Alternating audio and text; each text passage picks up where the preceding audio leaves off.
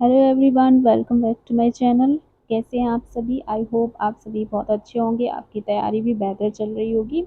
आज मैं आप लोगों के लिए ब्रह्मांड यूनिवर्स इस टॉपिक का सेकंड पार्ट लेकर आई हूँ। और ये वाला टॉपिक आज जो है वो इन वन शॉट में होगा, यानी कि बहुत फास्ट में कराऊंगी क्योंकि परीक्षा बहुत ही नज़दीक होगी। और इसके जो हैं हम आज आपको एमसीक्यूज ऐसे वाले लेकर आए हैं जो कि परीक्षाओं में बार बार पूछे जाते हैं। तो कृपया ध्यान से देखिए, ध्यान से इनको याद कर लीजिएगा। चलिए चलते हैं क्लास की ओर। आज का हमारा पहला प्रश्न जो है आपकी स्क्रीन पर, पहला प्रश्न है, अपने अक्ष पर पृथ्वी एक चक्कर कितने समय में पूरा करती है?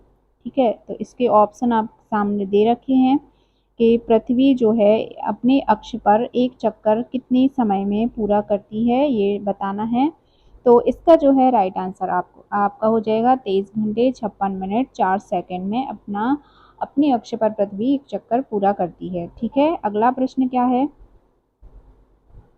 अगला प्रश्न है, अपने अक्ष पर, एक मिनट, हाँ, अगला प्रश्न क्या है कि पृथ्वी पर विषुवतीय व्यास कितना है?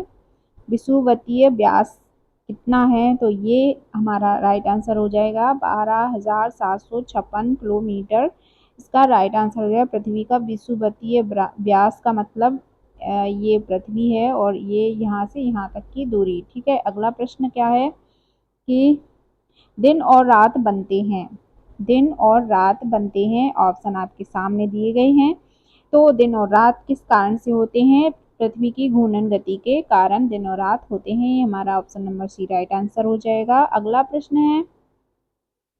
अगला प्रश्न है कि सूर्य की रोशनी धूप को पृथ्वी तक पहुंचने में लगभग कितना समय लगता है?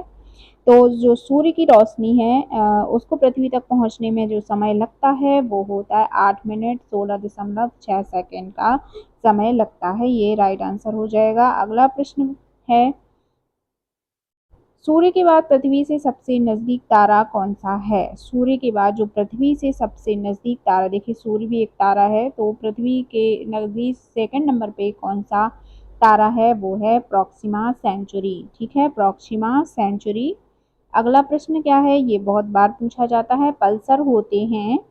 ठीक है, पल्सर है वो क्या होते हैं? ये होते हैं कि तेजी से घूमने वाले तारे। ठीक है, तेजी से घूमने वाले तारे जिन्हें पल्सर कहते हैं। अगला प्रश्न क्या है? सूर्य के चारों ओर घूमने वाले ग्रहों की कुल संख्या कितनी है? तो जो सूर्य के चारों ओर घूमते हैं कुल ग्रह वो 8 हैं।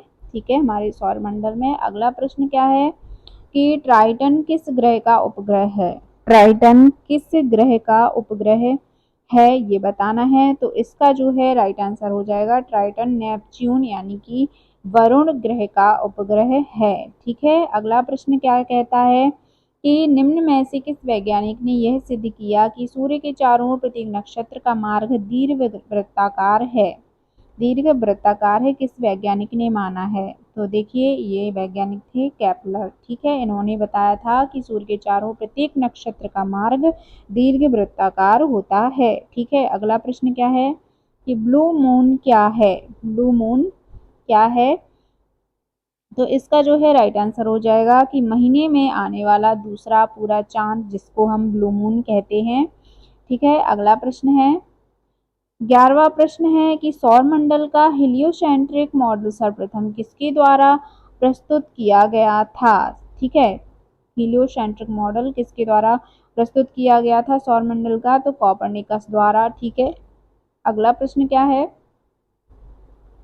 सूर्य के बाह्यतम परत को क्या कहते हैं? सूर्य के बाह्यतम परत को कहते हैं क्रीट या कोरोना। ठीक है,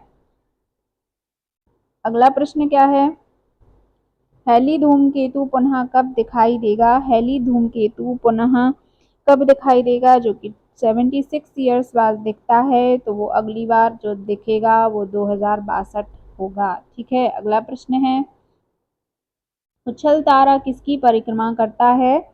पुच्छल तारा किसकी परिक्रमा करता है? तो ये गाइस सूर्य की परिक्रमा करता है पुच्छल तारा। ठीक है, अगला प्रश्न है कि सी ऑफ ट्रांक्विलिटी या फिर शांत सागर कहाँ स्थित है?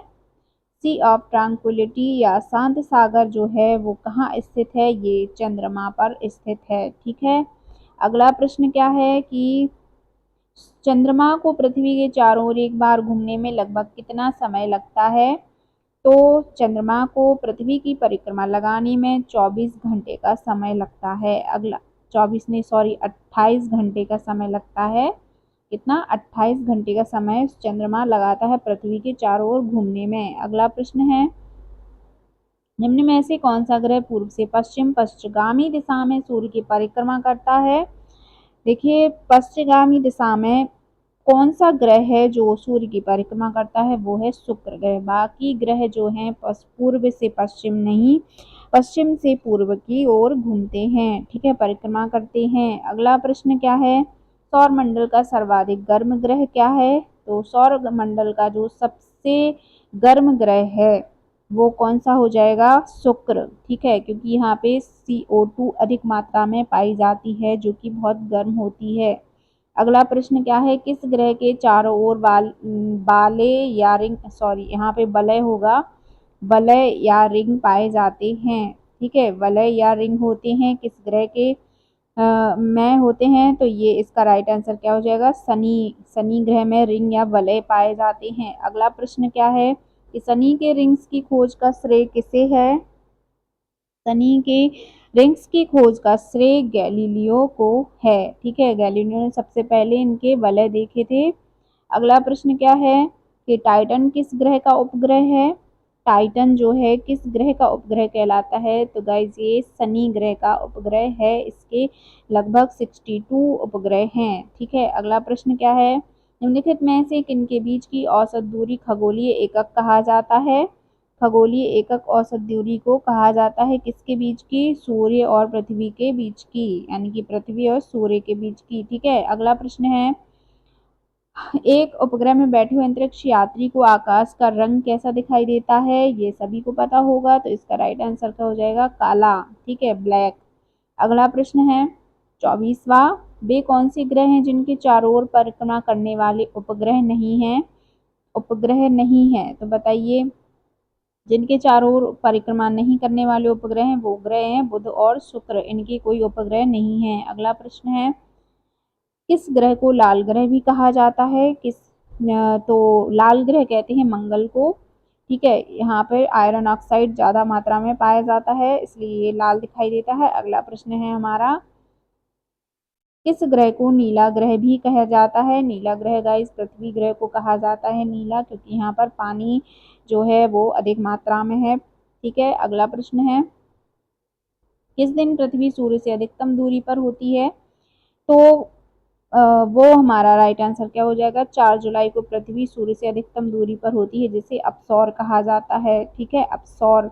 अगला प्रश्न क्या है कि किस दिन पृथ्वी सूर्य के सबसे निकट होती है? तो वो होती है 3 जनवरी को, जिसे उपसौर कहा जाता है, ठीक है, उपसौर। अगला प्रश्न है 29वां, मध्य रात्रि सूर्य का क्या अर्थ है? तो मध्य रात्रि सूर्य का अर्थ है कि सूर्य का ध्रुवीय व्रत में देर तक चमकना मध्य रात्रि का सूर्य कहा जाता है। लास्ट हमारा प्रश्न है कि सबसे चमकीला ग्रह कौन सा है? तो ये सभी को पता होगा, शुक्र ग्रह जो है सबसे चमकीला ग्रह है। इसे शाम का तारा, भोर का तारा, ठीक है, इवनिंग स्टार भी कहते हैं, ठीक है। और शुक्र हमारा जो है वो पृथ्वी की बहन भी इसे कहा जाता है और सबसे चमकीला ग्रह है। तो गाइज ये थी आज की हमारी क्लास। आई होप आप लोगों को पसंद आए होंगे। ये प्रश्न आपके एग्जाम्स की दृष्टि से बहुत ही महत्वपूर्ण है। बने रहिए हमारे साथ ऐसे ही अन्य प्रश्नों के लिए, ठीक है, जो कि आपके एग्जाम में बहुत ही ज़्यादा हेल्पफुल होने वाले हैं। और ये ब्रह्मांड जो है हमारा टॉपिक तो एमपीटेट वर्ग 2, वर्ग 3 हो या 1 हो, सभी में आने वाला है। तो चलिए मिलते हैं नेक्स्ट क्लास के साथ, ठीक है, तब तक के लिए सभी को गुड नाइट, टेक केयर।